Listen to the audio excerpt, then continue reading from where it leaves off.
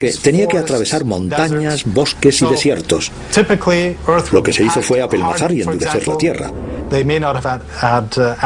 No tenían asfalto, pero sí que sabían laminar la gravilla y los pequeños guijarros. Las carreteras de piedra son esenciales en los terrenos en los que el nivel freático puede ser alto. Para que el barro no impida el avance a pie o a caballo, hay que elevar el nivel del suelo. Eso significa extender primero algún tipo de superficie que o bien absorba las aguas subterráneas o impida que esas aguas desplacen la carretera. El Camino Real estaba jalonado por 111 posadas y estaciones de descanso ubicadas cada 29 kilómetros en las que los viajeros podían comer, dormir y cambiar de montura. Para garantizar la seguridad había vigilantes apostados a lo largo de todo el recorrido. Ahora voy a hablar con mi amigo el doctor Joy Llewellyn-Jones de la Universidad de Edimburgo. Profesor, tengo curiosidad, ¿de verdad era seguro? En lo sustancial sí. Creo que Darío consiguió algo increíble. Desde donde estamos, desde Turquía, podemos tomar una ruta directa hasta el centro de Irán. ¿Cuánto se tardaba? Pues si iban a caballo de refugio en refugio, cambiando de montura cada 25 kilómetros, calculo que podrían llegar en cuestión de 6 o 7 días. ¿6 o 7 días? ¿Y llevaban el correo por esta carretera? Por supuesto, y también era una ruta comercial. Ya te puedes imaginar el tremendo adelanto que supuso porque acortaba mucho territorio. No era un simple camino, atravesaba ríos como por ejemplo el Tigris y... En barco. En barco. Hay tramos que serpentean montañas y otros que bordean ríos, terrenos de todo tipo. Aunque no había sistemas de drenaje, no era tan avanzado como las calzadas romanas de épocas posteriores. Así que no tenían alcantarillas. No, nada de eso. Tendrían unos 6 metros de ancho y una base de gravilla, lo que favorecía el tránsito de los caballos y los carruajes. La idea era cubrir la distancia en el menor tiempo posible. Lloyd, ha sido un placer hablar contigo. Gracias por iluminarnos con tus conocimientos. Sin embargo, a Darío todavía le quedaba tierra por conquistar. Había una región que escapaba a su control, las vastas extensiones del norte de África, y estaba decidido a abrirse camino hacia ellas.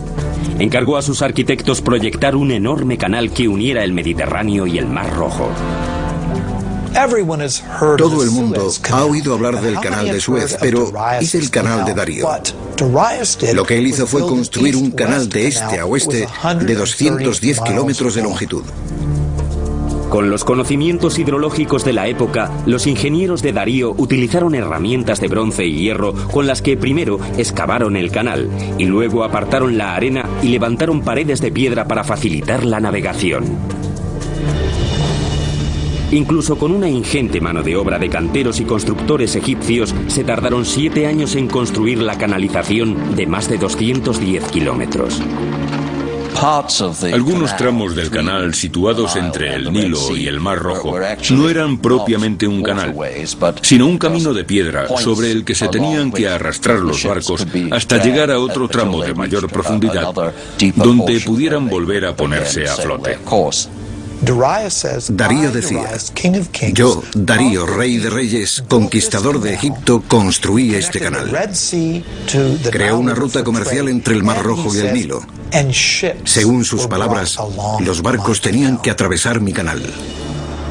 En el año 500 a.C., Persia era sin duda el mayor imperio que el mundo había contemplado, superando en envergadura y riquezas al mismísimo Imperio Romano en todo su apogeo 4 siglos más tarde. Persia era invencible, y sus ansias de conquista comenzaban a hacer temblar a una potencia emergente al otro lado del Mediterráneo, las ciudades-estado de Grecia. Vamos a ponernos en situación. Esa masa de agua es el Mar Negro, y este pequeño recodo es el estrecho del Bósforo, que conecta el Mar Negro con el Mediterráneo. Así que desde aquí, desde Asia o Asia Menor, puedo ver allí mismo el continente europeo. En el año 494 a.C., Darío logró sofocar una revuelta en una serie de ciudades de la costa de Turquía, una revuelta alentada por Atenas. Así pues, Darío quería darle una lección a Atenas. Iba a marchar sobre Grecia con intención de atacar aquella ciudad. Pero ¿cómo lo haría? Tenía que cruzar el mar. Así que levantó un pontón, un puente de barcos, y los alineó de extremo a extremo. Según Heródoto, formó un ejército de 70.000 hombres a lo ancho del mar para atacar Grecia. Impresionante. Los ingenieros persas lograron unir ambos lados del Bósforo hundiendo barcos de extremo a extremo para asegurar unos cimientos. A continuación construyeron un camino por encima que conectaba Asia con Europa. Probablemente se tratara de un entramado de tablones bajo el cual se extendió arena prensada, quizá para mantener seca la madera y reforzar la estabilidad del camino. Para impedir que las embarcaciones se tambaleasen, tuvieron que usar un sistema de anclaje de un peso determinado, pues si era excesivo, los barcos podrían inclinarse demasiado y sufrir daños.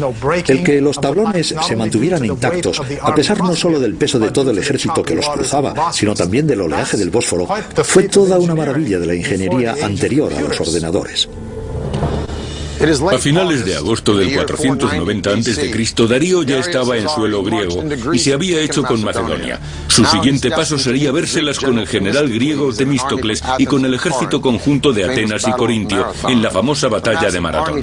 Los efectivos del formidable ejército persa rondaban los 60, 140 o 250.000, depende de las fuentes históricas. Superaban a los griegos en 10-1. Su único recurso era mandar refuerzos y encargaron al legendario corredor Filipides para que pusiera rumbo a Esparta. Filipides cubrió una distancia de 225 kilómetros en 2 días y dio nombre a la famosa prueba de la maratón. Los dos ejércitos se vieron las caras en una vasta y abierta meseta. Si se enfrentaban frontalmente, el gigantesco destacamento persa haría trizas a los griegos, mucho menos numerosos. Fue el comienzo de las guerras médicas. Un reducido pelotón griego atacó a los persas de frente. No tenían nada que hacer. Pero el resto de las fuerzas griegas se desplegaron en 2 frentes y atacaron a los persas por los flancos. Inmersos en una sangrienta matanza, los persas sufrieron cuantiosas pérdidas y acabaron retirándose. Para los griegos fue una gran victoria. Para los persas, un mero tropiezo en su camino hacia la dominación del mundo. Darío decidió regresar a casa y centró su atención en reforzar las defensas de la capital, Persépolis. Nunca llegaría hasta ella. En el año 485 a.C., Darío fallecía cuando se proponía sofocar una rebelión en Egipto. Dejó atrás un imperio que redefinió las nociones mismas del poder y la gloria. Además, impidió que se repitiera el caos que siguió a la muerte de Ciro, nombrando sucesor a su propio hijo, Jerjes. Con precedentes como Ciro el innovador y Darío el expansionista, Jerjes no lo tenía nada fácil. Sin embargo, llevaba toda su vida esperando subir al trono. Entre sus primeras hazañas, sofocó una rebelión en Babilonia y otra en Egipto. Y después fue a por Grecia. Los griegos se le habían atragantado. Algunos historiadores dicen que Jerjes quería lanzar un ataque preventivo. Otros opinan que solo estaba terminando lo que comenzó su padre. Sea como fuere, desde su victoria en Maratón, a los griegos ya no les intimidaban ni les impresionaban los persas. Así que Jerjes se alió con la marina cartaginesa en el extremo del actual Túnez y se propuso batir a los griegos por mar.